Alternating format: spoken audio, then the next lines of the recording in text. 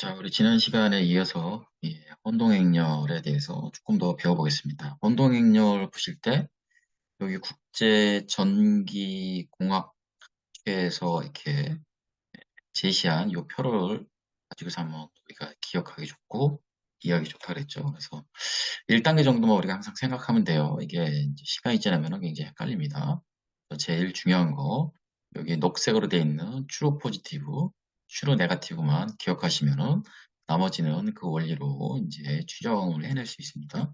true 포지티브는 포지티브, 이제 실제 상황에서 포지티브인 것을 모델이 포지티브라고 예상을 했기 때문에 진짜 truly 포지티브다. 그래서 포지티브 인상을 맞췄을 때 주로 포지티브라고 했고, 네가티브, 이제 현실이 네가티브고, 모델이 또 네가티브를 예상해서 진짜 네가티브를 맞췄다.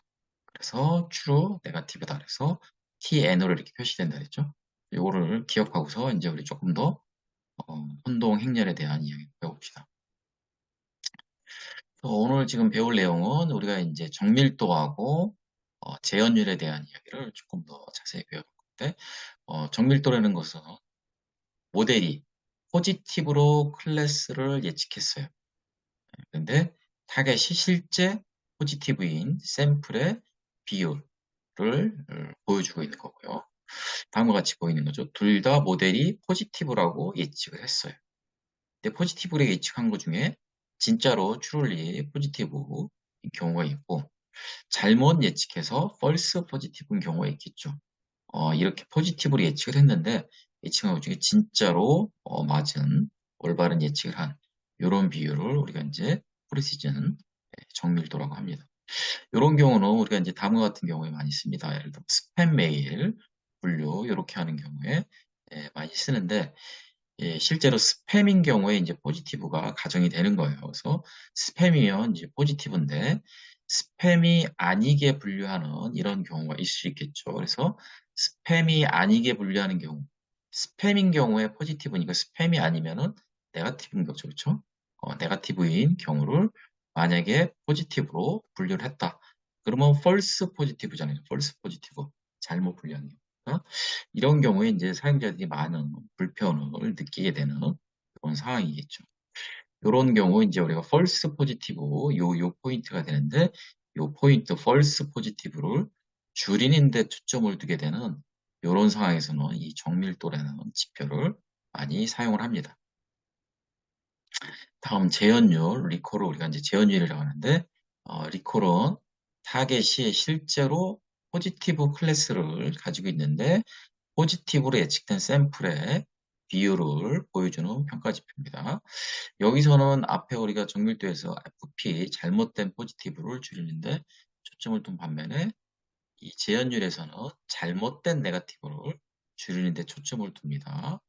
이런 이제 재현율을 우리가 True Positive Rate 또는 TPR 또는 이제 Sensitivity 민감도라고 이렇게 부르는데 이 재현율을 많이 쓰는 경우는 이런 부정적이면서 결과가 굉장히 민감한 이런 경우에 이제 예방을 하기 위해서 재현율을 우리가 집중적으로 이제 관리를 하게 됩니다.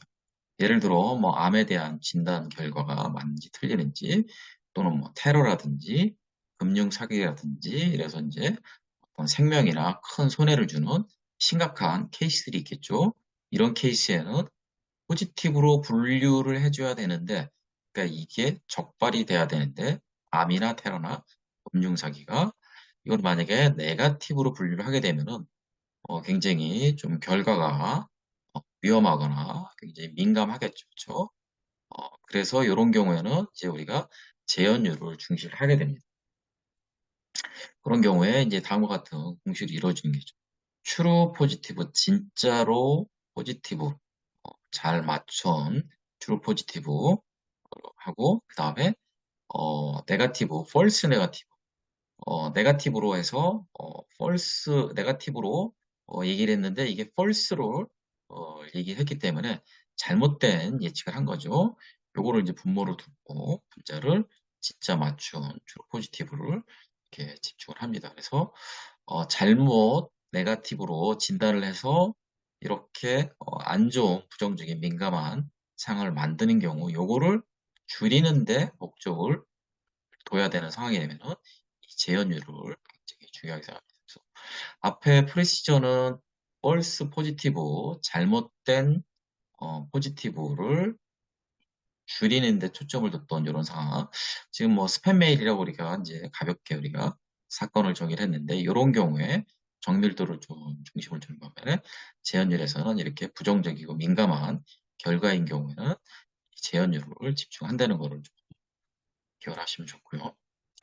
조금 더 재현율과 정밀도를 다시 한번 살펴보면은 금융 사기가 있는 케이스를 이렇게 한번 보자는 얘기죠. 그래서 금융 사기가 있을 경우에 포지티브라고 이렇게 나와야지 좋은 예방을 할 수 있겠죠. 여기서 우리가 이제 상황을 한번 자세히 보자고요. 가장 긍정적인 상황은 true 포지티브, true 네가티브 이렇게 볼 수 있죠. 정확하게 맞춘 거니까.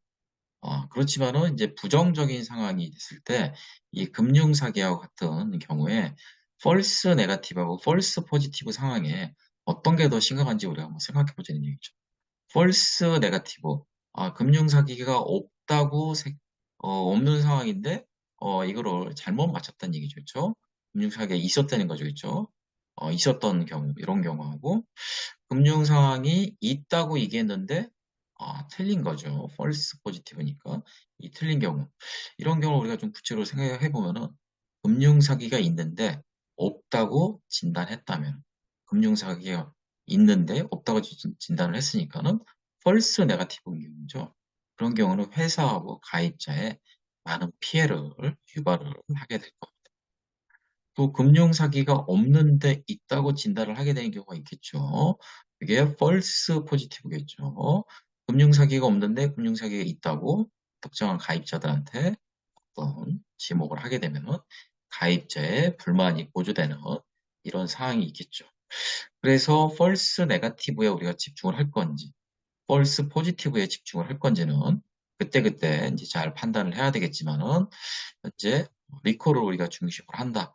그러면은 이런 금융사기에 있는데 없다고 진단하는 이 경우에 조금 더 집중을 해서 보게 되고 이때는 재현율을 이용한다는 이런 얘기죠. 케이스를 하나 더 재현율을 가지고 한번 보겠습니다. 암 진단이라는 이런 굉장히 심각한 결과를 발생시킬 수 있겠죠. 자, 암 진단이 나온 경우로 우리가 포지티브라고 이렇게 두자는 거죠. 이 암 진단이 나왔는데 가장 긍정적인 상황은 정확히 맞추는 거겠죠. 그렇죠? 그래서 true 포지티브, true 네가티브 이런 상황인데 어떤 상황이 부정적일 수 있는지 이제 생각을 해보자는 거죠. false 네가티브, false 포지티브 하는 경우가 있는 건데 암이 있는데 그렇죠? 포지티브인데 없다고 진단했던 얘기죠. 그렇죠? 이거는 잘못된 진단이죠. false 네가티브 진단인 거죠. 그럼 환자가 네가티브라고 진단이 됐으니까 치료를 받아서 새로운 이제 삶을 영위할 수 있는 기회가 있는 뺏게 되는 결과가 되겠죠. 그래서 걔한테 굉장히 치명적인 상황이 될 거예요. 암이 만약에 없는데 있다고 진단을 했어요.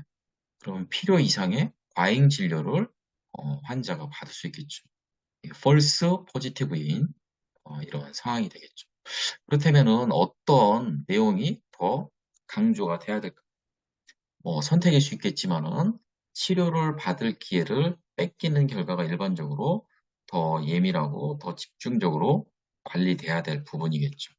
그래서 false negative를 줄이는데 목적을 두게 되는 이런 상황, 이런 경우에 이렇게 재현율을 우리가 집중해서 되는 거죠.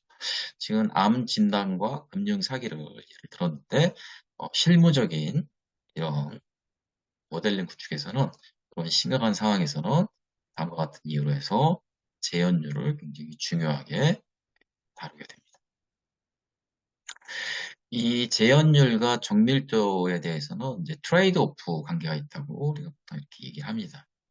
그러니까 두 쪽 다, 즉 프리시전도 높이고 재현율, 정밀도도 높이고 재현율도 둘 다 높일 수 있으면 좋지만은 한쪽을 높이면은 한쪽이 떨어진다는 이런 관계를 우리가 트레이드 오프 관계를 하는데 이런 경우에 어떤 기준으로 처리를 하면 좋을지에 대한 이제 고민에 빠지게 되는 거죠.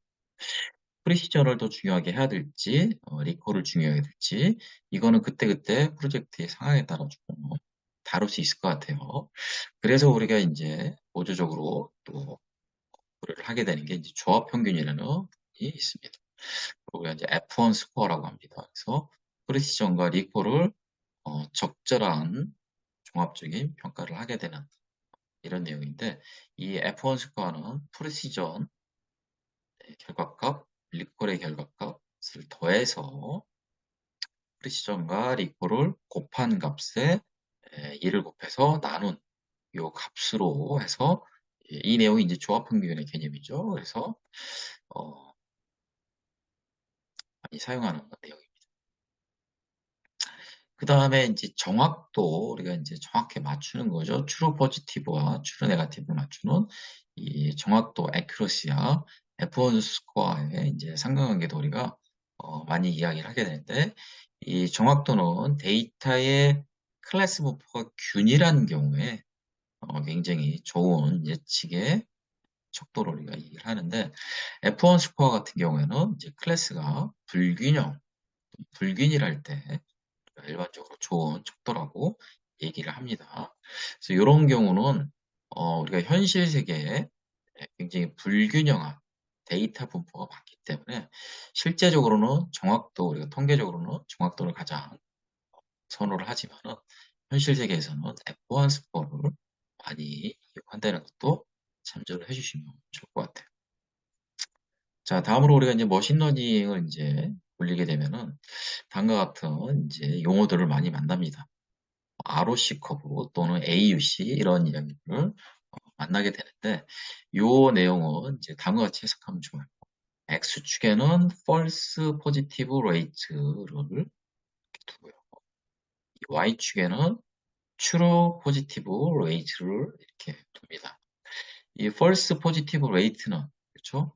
positive라고 얘기했는데 잘못된 예측을 하는 경우를 고, true positive rate는 올바르게 맞춘 이런 내용이고, 이게 이제 민감도라고 우리가 표현이 됐죠.